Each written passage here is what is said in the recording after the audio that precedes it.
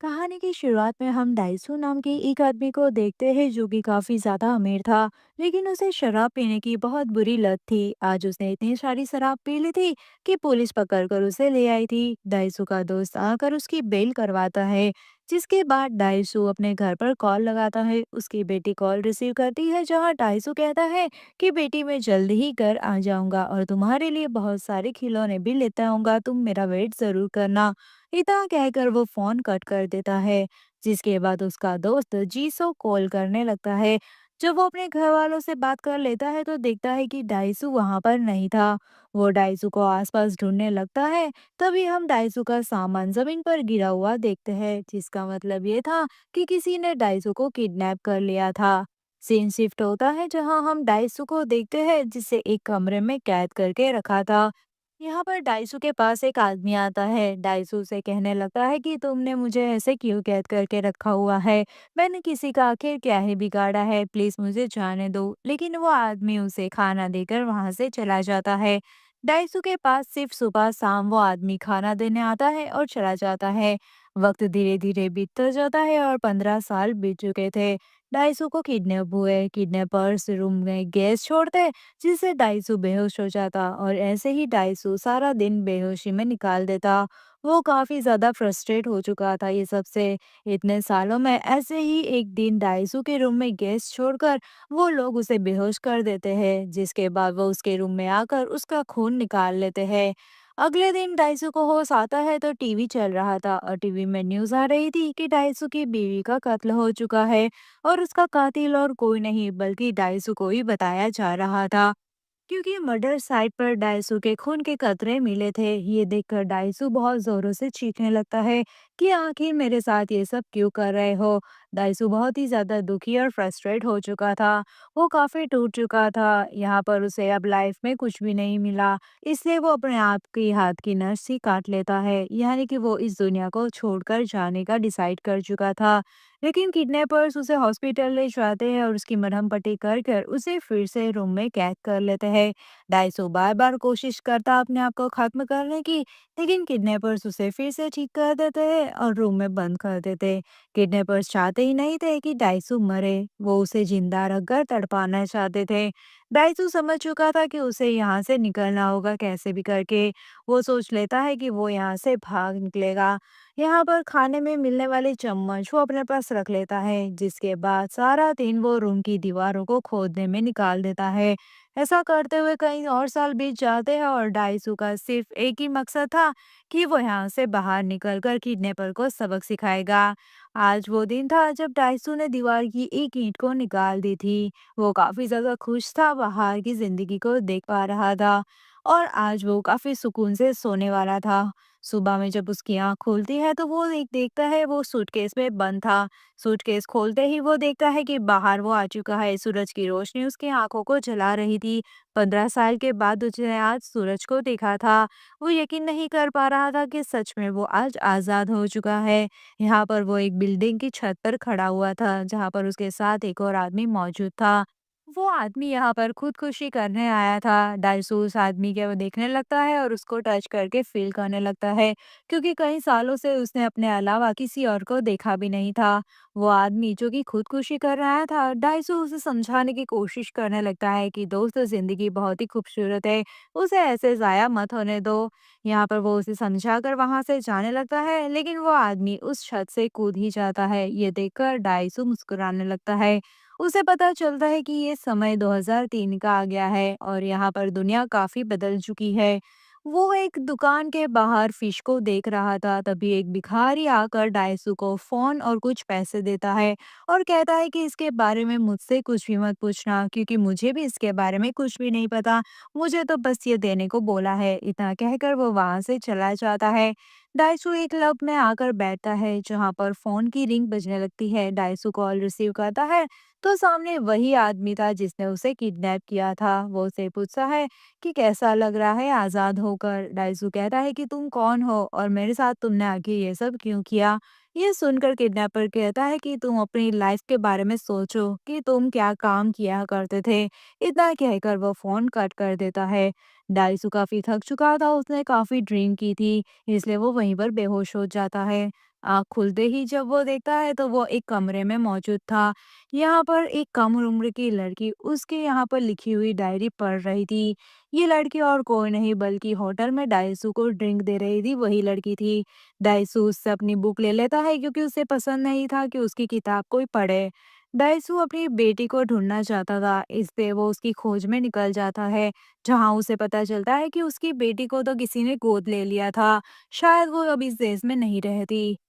दाइसू को अपनी बीवी की याद आ रही थी। उसके मर्डर का इल्जाम उस पर ही तो लगा हुआ था। वो कसम खाता है कि मैं तब तक अपनी बीवी के कब्र पर नहीं जाऊंगा जब तक उसके कातिलों को मैं ढूंढ ना लूं। जिसके बाद वो शहर के सारे रेस्टोरेंट में जाकर वहां का खाना टेस्ट करने लगता है, क्योंकि उसे वही जायका चाहिए था जो कि उससे किडनैपर के खाने में दे रहा था। उसे वहां का खाना बहुत ही अच्छे से याद था और वो उस खाने की तलाश करने लगता है कि हो ना हो किडनैपर मुझे जहाँ का खाना देते थे आसपास ही वो लोग ने मुझे रखा होगा। बहुत ढूंढने के बाद उसे एक रेस्टोरेंट मिल ही जाता है जहां उसने 15 सालों तक खाना खाया था। वो डिलीवरी बॉय को फॉलो करते हुए आखिरकार उस जगह पर पहुंच जाता है जहां पर 15 सालों तक उसे किडनैप कर कर रखा हुआ था। जिसके बाद वो देखता है कि इसी तरह काफी लोगों को यहाँ पर किडनैप करके रखा हुआ है। डाइसू वहाँ के मैनेजर को काफी पीटने लगता है। वो वहाँ के मैनेजर को बांध देता है और उसके सारे दांत निकाल लेता है और पूछता है कि बताओ कौन है जो ये सब करवा रहा है। लेकिन मैनेजर कुछ भी नहीं बोलता, जिसके बाद वहाँ दूसरे गुंडे डाइसू को पीटने लगते हैं। उनकी फाइट में डाइसू काफी ज्यादा जख्मी हो जाता है और उन गुंडों को मारकर वो बाहर आ जाता है। तब एक आदमी उसकी हेल्प करता है और वो उसे गाड़ी में बिठा देता है और वो आदमी डाइसू कर कर उसे बुलाता है। डाइसू ये सुनकर चौंक जाता है कि इसे मेरा नाम आखिर कैसे पता। डाइसू उस आदमी को पकड़ नहीं पा रहा था क्योंकि उसमें बिल्कुल भी ताकत नहीं बची थी। डाइसू को होश आता है तो वही लड़की ने डाइसू के सारे जख्मों पर पट्टी की थी। डाइसू के काफ़ी सारे टैप्स वहाँ पर पड़ी हुई थी, वो टैप्स को सुनने लगता है जिसने किडनैपर ने कहा था कि डाइसू बोलता बहुत है, मुझे तुम्हारा बोलना पसंद नहीं। जिसके बाद डाइसू अपने वही दोस्त से मिलने चाहता है जिसने 15 साल पहले उसे पुलिस से छुड़वाया था। उसका दोस्त डाइसू को इतने सालों बाद देखकर बहुत ज्यादा खुश होता है, उसे गले लगाकर वो रोने भी लगता है। जिसके बाद डाइसू अपने दोस्त के कंप्यूटर पर अपनी आईडी लॉगिन करता है तो उसे पता चलता है कि उसकी बीवी के कत्ल का इल्जाम उस पर लगा था ना, उसका वक्त अब खत्म होने वाला है, मतलब कि वो केस अब जल्दी ही बंद हो जाएगा। जिसके बाद डाइसू थोड़ा सोचने लगता है तो उसे वही लड़की मीसू के ऊपर शक होने लगता है कि बिना बुलाए वो लड़की यहाँ पर बार बार क्यों आती है। जिसके बाद वो उस लड़की के पास जाता है, उसे डरा धमका कर पूछने लगता है। तभी डाइसू को उसके दोस्त का कॉल आता है और वो उसे कहता है कि किडनैपर की आईडी से मैंने उसका पता लगा लिया है। वो डाइसू को उसका पता देता है तो डाइसू के सामने वाली ही बिल्डिंग का वो पता था। डाइसू जल्दी ही वहां पर जाता है तो ये वही आदमी होता है जिसने डाइसू को कार में बिठाया था। यहाँ पर डाइसू को देखकर वो आदमी मजाक उड़ाने लगता है। डाइसू बहुत ही ज्यादा गुस्से में आ जाता है और वो उस आदमी जिसका नाम विक्टर था उसका गला पकड़ लेता है। विक्टर कहता है कि मैं मौत से नहीं डरता। वो अपनी चेस्ट पर लगे टाँकों के निशान उसे बताकर कहता है कि मेरे अंदर एक डिवाइस मौजूद है और इसका रिमोट मेरे पास ही है। अगर मैं इसका बटन दबा दूंगा तो मैं अभी ही मर जाऊंगा, मुझे मौत से डर नहीं लगता। लेकिन तुम्हें इस बात का कभी भी पता नहीं लग पाएगा कि मैंने आखिर 15 सालों तक तुम्हें क्यों कैद करके रखा है। तुम्हें मैं 3 दिन का समय देता हूँ, 3 दिन के अंदर तुम पता लगा कर आओ। अगर तुमने पता लगा दिया तो मैं ये बटन दबाकर खुद खुशी कर लूंगा, लेकिन अगर तुमने 3 दिनों के अंदर पता नहीं लगा पाए तो मैं ये लड़की जिसका नाम मीशो था उसे मार दूंगा। डाइसू कुछ नहीं कहता और वहां से चला जाता है क्योंकि उसे भी जानना था कि आखिर क्यों उसने ऐसा क्या किया है जिसकी सजा उसे 15 सालों तक भुगतनी पड़ी। यहाँ से डाइसू मिसू के पास जाता है तो वो देखता है कि वही जेल के मैनेजर ने उसे बंदी बना लिया था और वो उसे मारने की धमकी देने लगा। डाइसू के दांतों को वो वैसे ही निकालना चाहता था जैसे डाइसू ने उस मैनेजर के निकाले थे। लेकिन तभी वहां पर विक्टर का मैनेजर आता है जो कि उसे बहुत सारे पैसे देकर उन दोनों को छोड़ने को बोल देता है, इसलिए वो मैनेजर भी पैसे लेकर उन दोनों को छोड़ देता है। यहाँ पर उसके बाद डाइसू मैनेजर को धमकी देने लगा है कि तुमने जिस हाथ से मीशो को छुआ है ना वो हाथ में काट डालूंगा। ऐसा कहकर वो मीशो को लेकर कहीं दूर चला जाता है। वो दोनों एक साथ ही रहने लगते हैं और एक दूसरे से प्यार करने लगे थे। अब अगले दिन सुबह यहाँ पर डाइसू उठता है तो देखता है कि उनके सामने टेबल पर एक बॉक्स पड़ा था।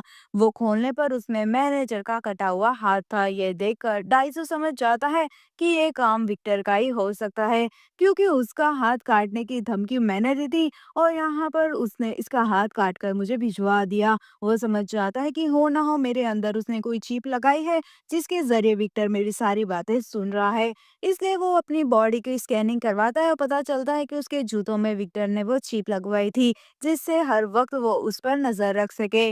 डायसू अब विक्टर के बारे में सर्च करने लगता है तो उसे एक स्कूल के बारे में पता चलता है।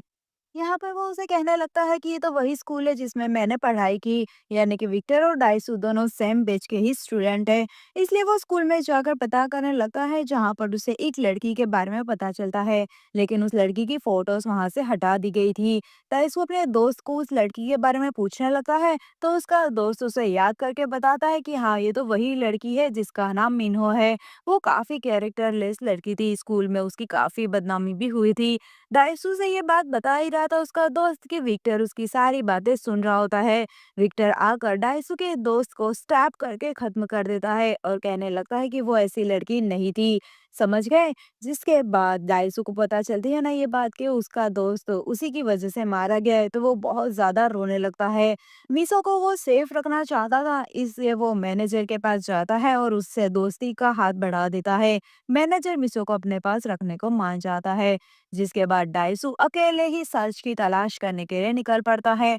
यहाँ पर उसे धीरे धीरे याद आने लगा था कि जो लड़की स्कूल में बदनाम की गई थी ना, उसका नाम मीनहो था और वो लड़की विक्टर की बहन ही थी। लेकिन एक दिन डाइसू ने उन दोनों को साथ में देख लिया था। विक्टर डाइसू को कहता है कि ये बात किसी को भी ना बताए कि वो और उसकी बहन एक दूसरे से प्यार करते हैं।